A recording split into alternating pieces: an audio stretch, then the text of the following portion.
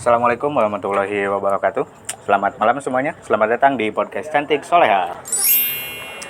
Malam ini saya Cepi Kurniawan di sini akan memandu podcast ini bersama dengan kelompok 7, bersama dengan 4 wanita cantik di depan saya ini. Langsung saja kita perkenalan dengan mereka satu-satu ya. Halo, nama saya Andiva Sumagam dengan NIM 22123063. Halo, aku Sani Zalianti dengan NIM 221230018. Halo semuanya, perkenalkan nama saya Atika Khadmisa dengan NIM 221230023. Halo guys, nama saya Aulia Tunisa dengan NIM 221230020. Nah, itu dia lah nama-nama dari 4 wanita cantik di depan saya ini. Bagaimana kabarnya hari ini teman-teman? Alhamdulillah Baik. Baik nih. Ngomong-ngomong, kalian ini kesibukannya apa aja sih belakangan ini? Kuliah Aja. Iya, kita sama-sama kuliah. sama main. Nggak ada kegiatan di luar apa kayak gitu? Ikut organisasi nggak sih kalian ini? Paling main doang, nggak ada yang ikut organisasi. Oh, kalau saya ada sih. Saya kan ada organisasi di luar kampus gitu. Kalau aku enggak sih, enggak ada ikut apa-apa, jadi cuma kuliah aja. Cuma kuliah aja nih. Nggak Kupu-kupu. kupu-kupu. Si paling kupu-kupu ya. Nggak apa-apa lah, yang penting bermanfaat lah ya. Iya, yang penting kita harus bermanfaat ya guys. Malam ini kita mau bahas apa sih? Nah, apa tuh guys? Apa tuh? Apa tuh? Mau bahas apa tuh? Enggak sih? Emang iya? Iya. Malam ini kita mau bahas tentang pengambilan keputusan di bisnis dan organisasi bersama dengan kelompok 7. Untuk persiapan podcast malam ini, gimana persiapannya? Udah siap belum sih? Siap dong. Siap. 50-50. 50-50 lah ya. Ada kendala nggak sih? Banyak. Oh, ada. Banyak. Apa aja kendalanya? Waktu, Tempatnya juga kita kan bingung tuh awalnya kita mau cari tempat di mana ya buat kita podcast di sini gitu. Apalagi kan mereka berdua ini rumahnya jauh, nggak bisa. Iya, gitu. Jadi susah buat inilah ya, buat nyari tempat, waktu juga lah ya. Terus keputusan ayahnya gimana tadi? Hasil bukannya mengenai podcast ini? Iya, jadi kan kita setelah memilih banyak tempat tuh ada di kosan, terus di kontrakan juga, terus akhirnya di sinilah kita memutuskan podcast di mana ini teman-teman? Oh iya, di kafe. Angkringan guys, yang dekat kampus. Yang mau ke sini ayo. Di tengah-tengah gitu ya, biar semuanya biar adil. Actually enggak tengah-tengah sih sebenarnya. Iya. Maksudnya biar kita dekat-dekat kampus aja gitu sih Asalnya guys. semua tahu gitu loh. Tahu deh. Iya. Apalagi kan ada yang nggak punya motor kendaraan. Cuma satu orang sih. Cuma satu orang sih. Iya sih. Tapi kayak harus adil juga sih.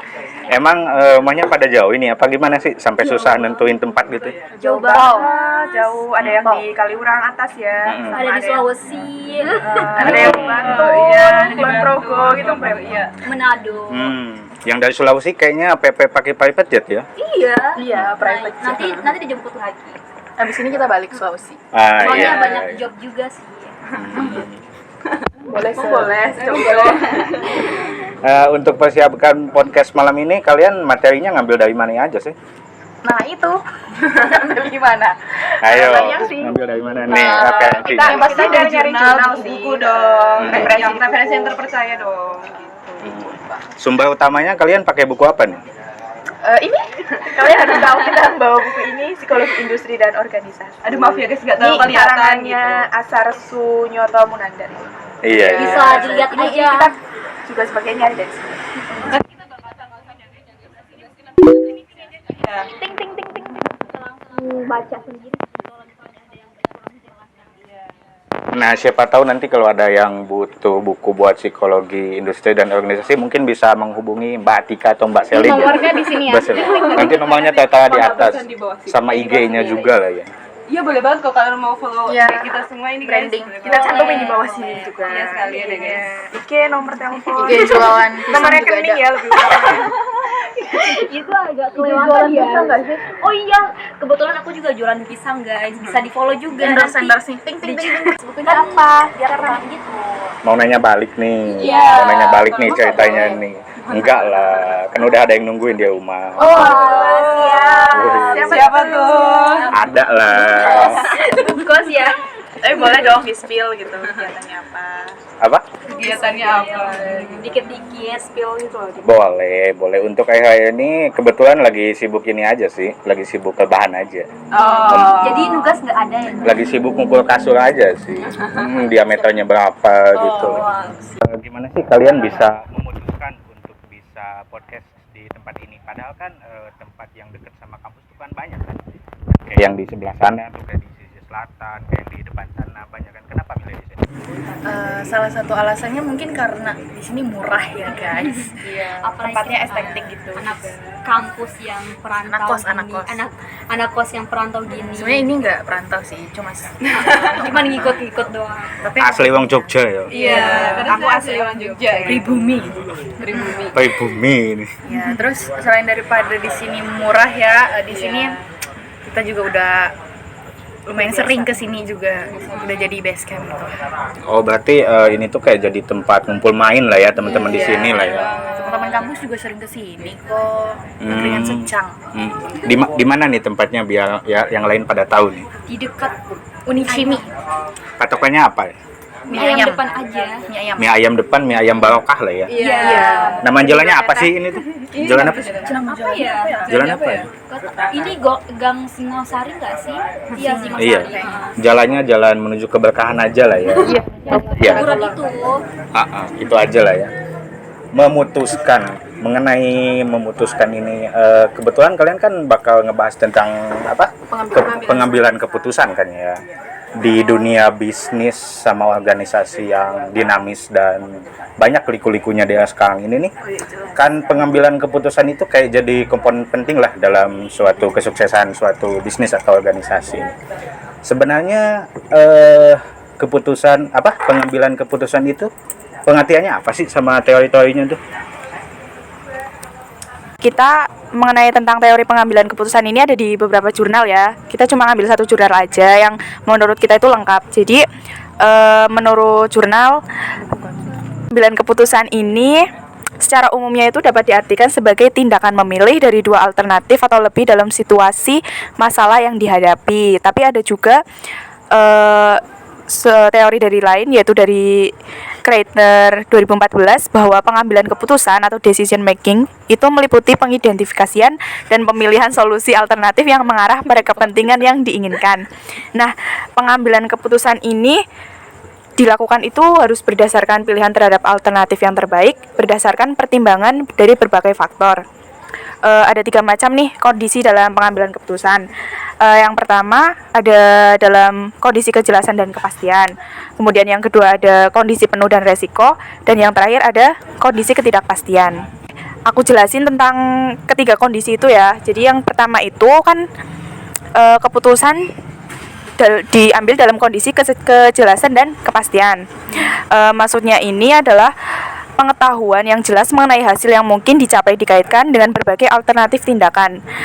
Kemudian dalam situasi yang kedua, keputusan dibuat berdasarkan suatu tindakan dengan kemungkinan berbagai hasil yang diketahui meskipun dalam hal tertentu mungkin ada resiko tertentu yang belum jelas betul. Adapun yang dalam situasi ketiga, yaitu keputusan dibuat tanpa mengetahui dengan jelas hasil yang mungkin diperoleh dan resiko yang akan terjadi. Aku jelasin lagi tentang ada tingkatannya nih tentang pengambilan keputusan. Jadi ada 3 dalam tingkatan pengambilan keputusan menurut Surya dan Nasruddin. Yang pertama yaitu ada strategis, yaitu keputusan yang bersifat strategis merupakan keputusan yang dihasilkan pada tingkat manajemen tingkat tinggi dengan ciri-ciri. Yang pertama ada cakupan yang menyeluruh, jangkauan jauh ke masa depan. Yang kedua ada pengaruh yang kuat terhadap seluruh satuan kerja yang terdapat dalam organisasi. Dan yang terakhir ada pendekatan yang integral dan paradigma yang holistik. Terus ada tingkatan yang kedua yaitu namanya taktis dan teknis. Keputusan taktis dan teknis adalah keputusan pada manajemen tingkat menengah yang mempunyai ciri-ciri ya. Yang pertama ada cakupan yang spesifik, kemudian jangkauan waktunya yang menengah, kemudian ada dampak yang kuat hanya terasa pada bagian-bagian tertentu, kemudian ada pendekatan yang sektoral, dan yang terakhir ada paradigma yang inkremental. Tingkatan yang terakhir yaitu tingkatan ketiga atau yang disebut dengan tingkatan operasional. Yaitu keputusan operasional adalah keputusan pada tingkatan pelaksanaan dengan ciri-ciri. Ada 4 ciri-ciri nih. Yang pertama, ada cakupan yang sempit, kemudian ada jangkauan waktu pendek, yang ketiga ada pengaruh yang hanya terasa pada satuan kerja tertentu, dan yang terakhir ada pendekatan yang bersifat partikular dan paradigma yang optimal. Menarik sekali ya mengenai pengertian dan teori tentang pengambilan keputusan dalam organisasi dan bisnis ini. Ternyata bukan hal yang sederhana ya, ternyata kompleks, banyak sekali langkah-langkah yang harus dilakukan. Lanjutan mengenai teori dan pengertian tadi, sebenarnya di keputusan bersama itu ada model-model atau jenis-jenisnya nggak sih? Ada dong. Pastinya ada dong. Ada lah ya. Coba jelasin ke penonton dong apa aja itu. Oke, sini aku yang jelasin. Baik, jadi dalam pengambilan keputusan memang ada beberapa jenis ya di sini di jurnal yang kami punya. Di sini model pengambilan keputusan yang pertama itu dari Drucker dan Simon. Di sini mereka tuh mengusulkan ada 3 tahapan dalam proses pengambilan keputusan. Di antaranya itu yang pertama adalah tahap identifikasi masalah. Pada tahap identifikasi diawali dengan pengambil keputusan memahami masalah dan peluang dalam membuat diagnosis. Kemudian yang kedua ada tahap pengembangan. Tahap pengembangan ini dilakukan pencarian standar prosedur yang tersedia atau pemecahan masalah sebagai desain baru oleh pengambil keputusan. Dalam tahap ini terkadang terjadi proses coba-coba gagal atau bisa dibilang trial and error. Kemudian yang ketiga ada tahap pemilihan. Pada tahap pemilihan, pengambil keputusan dapat memilih atau memutuskan melalui pertimbangan, analisis logis, basis sistematis, atau berjain. Kemudian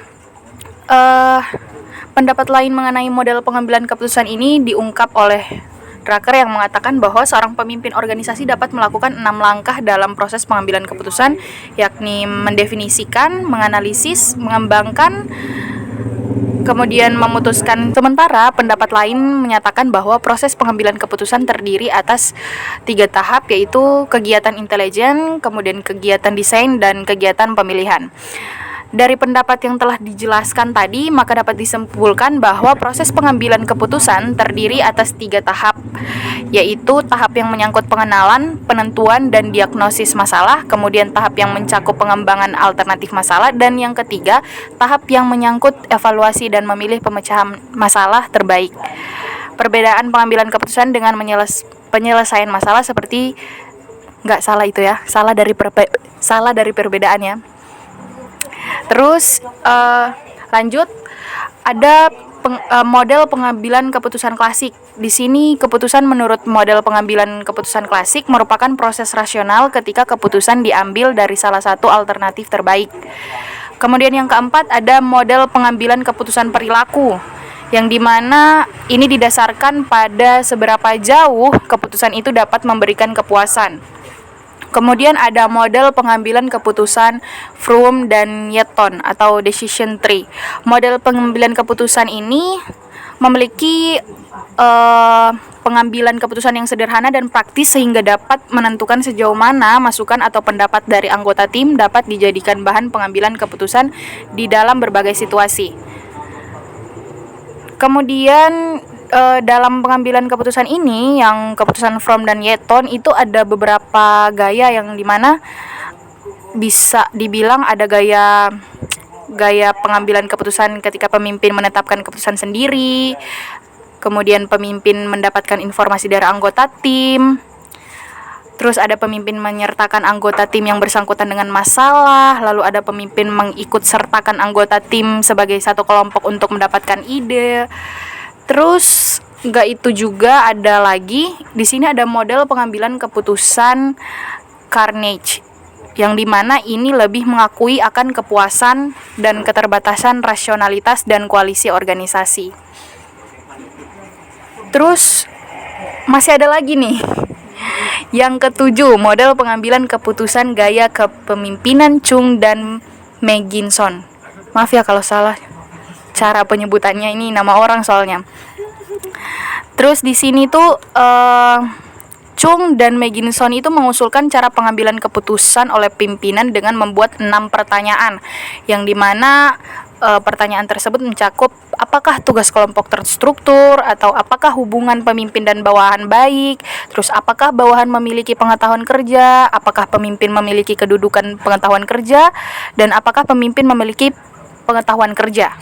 Terus yang kedelapan ada model pengambilan keputusan berdasarkan manfaat.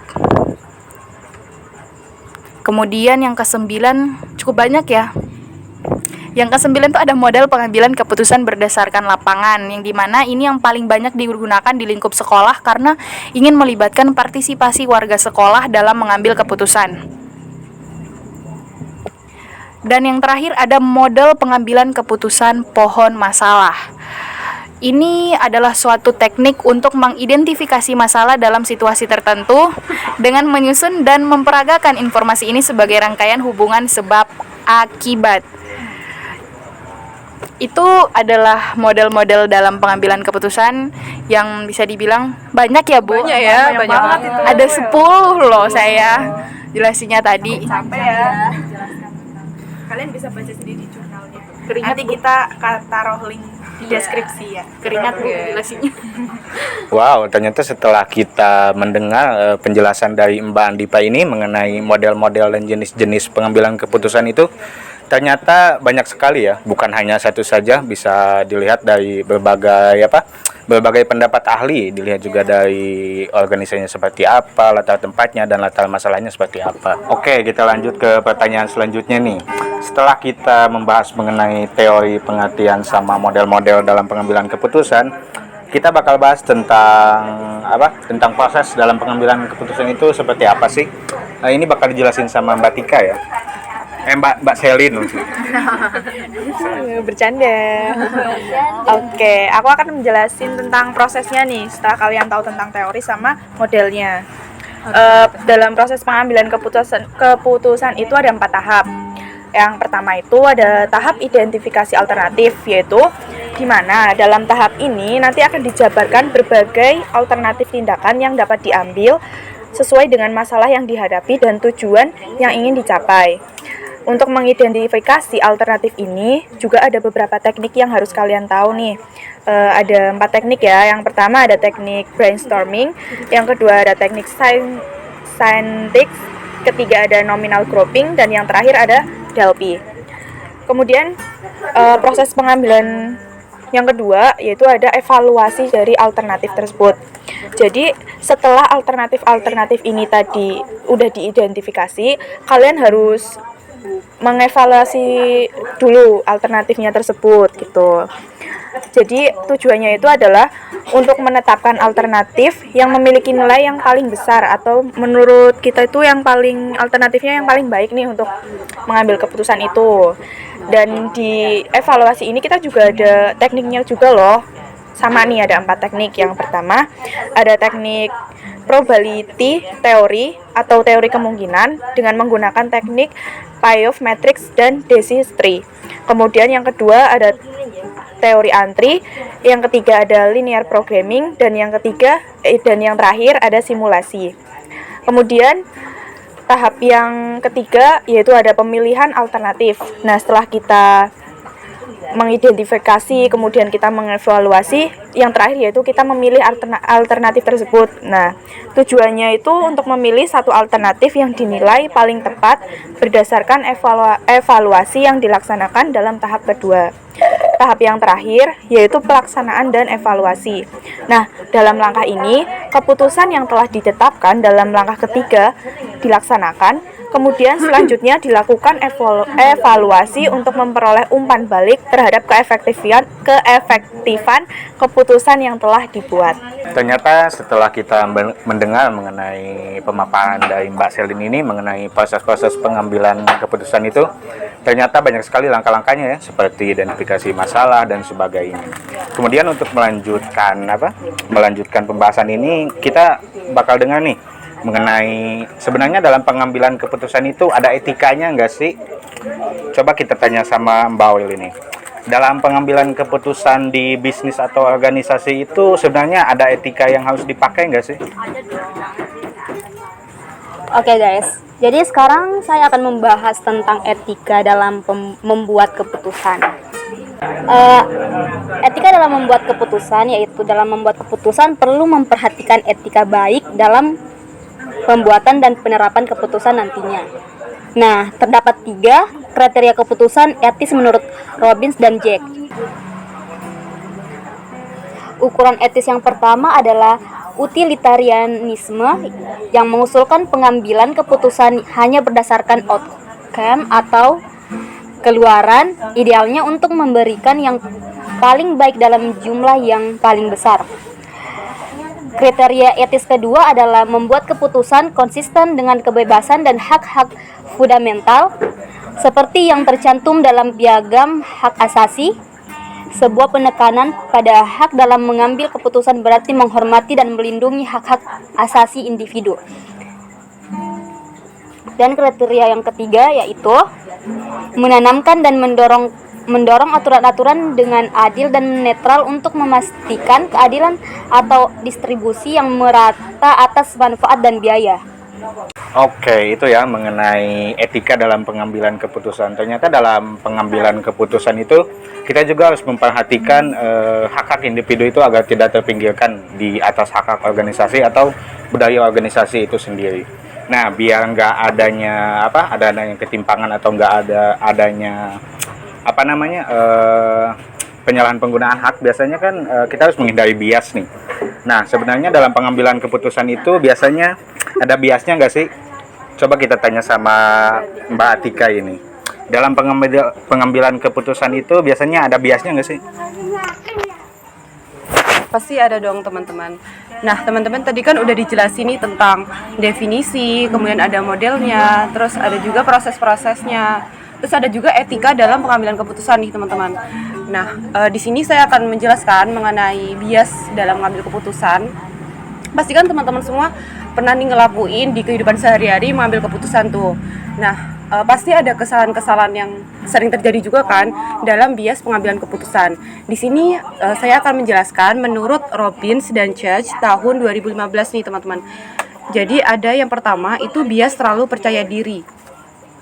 Nah, kecenderungan ini individu untuk terlalu percaya diri akan ide-idenya akan dapat mengakibatkan tidak direncanakannya cara bagaimana menghindari masalah yang muncul. Penelitian terbaru juga menyimpulkan bahwa individu cenderung terlalu percaya diri dengan kemampuannya dan kemampuan orang lain.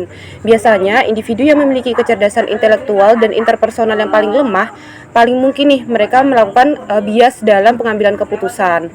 Kemudian ada yang kedua, bias jangkar atau Anchoring bias. Ini adalah kecenderungan untuk bertahan pada informasi awal dan gagal menyesuaikan secara adekuat pada informasi sesudahnya. Jangkar secara luas digunakan oleh orang-orang dalam profesi di mana keahlian persuasif seperti iklan, manajemen, politik, perumahan, mewah, dan hukum. Kemudian ada juga yang ketiga yaitu bias konfirmasi. Proses pengambilan keputusan rasional mengasumsikan individu mengumpulkan informasi secara objektif, tapi individu justru mengumpulkan informasi secara selektif. Nah, bias konfirmasi ini merupakan kecenderungan untuk mencari informasi yang membenarkan pilihan-pilihan masa lampau dan untuk mengurangi informasi yang menentang penilaian pada masa lampau. Nah, individu ini juga cenderung menerima nilai nominal informasi yang membenarkan pandangan semula, tetapi skeptis atas informasi yang menentangnya. Individu bahkan cenderung mencari sumber-sumber yang paling mungkin memberikan apa yang ingin didengar, dan individu memberikan terlalu banyak bobot pada informasi yang mendukung dan terlalu sedikit pada yang menentang. Nah, kemudian ada yang keempat yaitu bias ketersediaan. Nah, bias ketersediaan ini adalah kecenderungan individu untuk mendasarkan penilaian pada informasi yang siap tersedia. Riset terbaru mengidentifikasi bahwa sebuah kombinasi antara informasi yang siap sedia dan pengalaman langsung individu dengan informasi yang sama khususnya sangat berdampak pada pengambilan keputusan individu tersebut.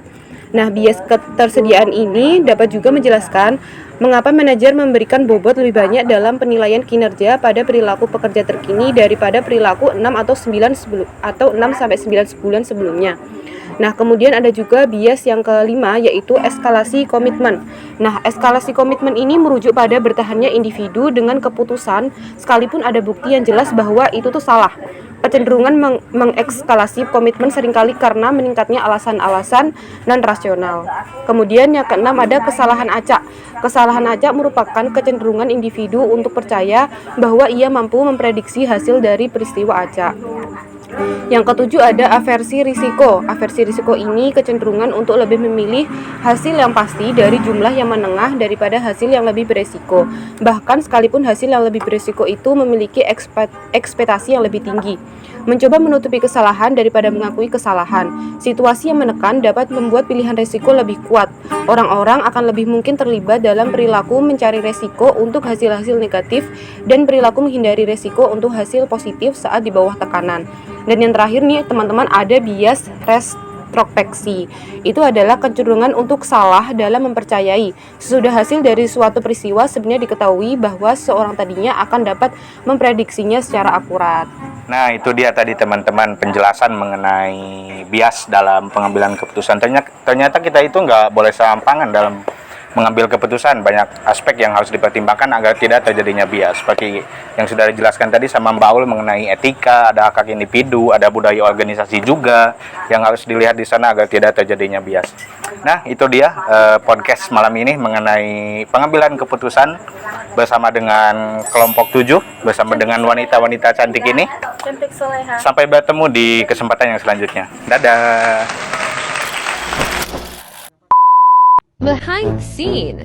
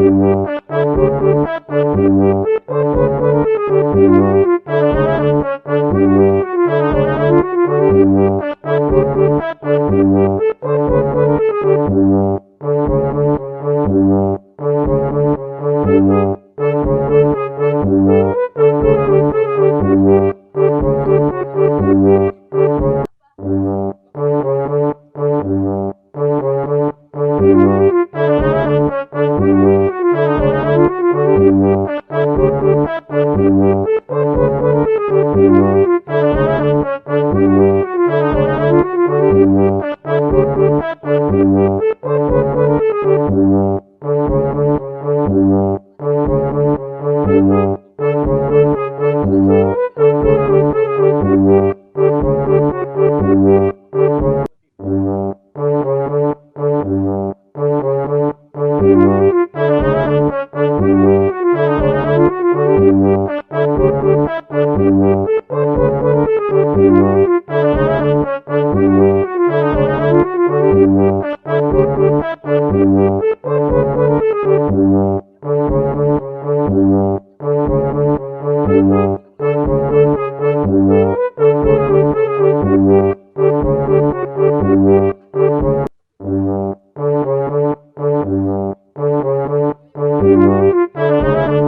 you.